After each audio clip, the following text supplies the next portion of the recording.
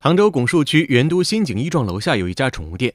8月份，小周在这儿看中了一只阿拉斯加犬。20号来拿的，来取犬，然后又看中了一只小猫，然后当时就想2只一块拿回去，总共价格是11500。小周说，小猫和小狗的价格都是3500元，剩下的4500元是买宠物口粮的费用。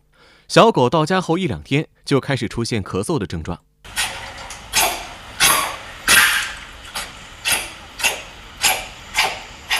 感冒引起的，就是普通小感冒，然后越来越严重了，然后我就去那个宠物医院。宠物医院的核酸检测报告单显示，犬温热病毒、犬副流感病毒、犬腺病毒2型和支气管败血波氏杆菌的结果都是阳性。8月29号，小周把情况告诉了商家，工作人员表示可以把狗送到店里调养7到10天，承诺的是包好，然后和就是每天晚上给我拍动物的什么小视频。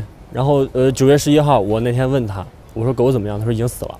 一开始，小周提出换狗并退还宠物口粮的费用4500元，后来又表示不要狗了，要求退还一半的费用2250元，但双方始终没能协商一致。诉求就是曝光，然后引起广大的爱犬人士认准商家，认这个商家，其他诉求没有。我们不接受采访啊，美女啊。他的事情不解释一下。关掉，有啥好解释的？那方便问一下吗？你们卖给他的狗有那个检疫证吗？有权拒绝采访吗？然后那个老板不在，等老板来了再那个，好不好？老板什么时候来？电话方便联系一下吗？方便，他有老板的电话的。现场，小周拨通了马老板的电话。我是这个店里法人不错，但是我不在店里面，实际经营不是我管的。但是店里的店长说让我们联系你。联系我，你当时买狗的时候肯定签的有销售协议啊，你按照销售协议上面那个内容来执行就可以了。店里的这些宠物有那个检疫证明吗？有啊，怎么没有检疫证明呢？那可以让店长提供给我们看一下吗？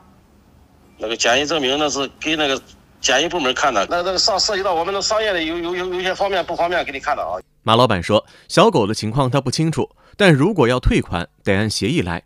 协议中约定，所有宠物以及食物一经售出，无质量问题一律不予退货退款。记者还注意到，公司营业执照的经营范围中写着宠物销售不含犬类。这个允不允许好像也不是你那个管理范围吧？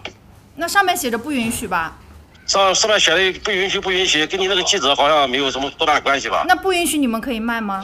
不能卖的话，肯定有部门会管我们的。你这个记者，你电视台的，你按照那个如实的报道就可以了。你这个没有什么执法权，要求我们出示这个，要求又质问我们没有什么允许卖权利，这个不是你操心的事情。马老板挂断了电话。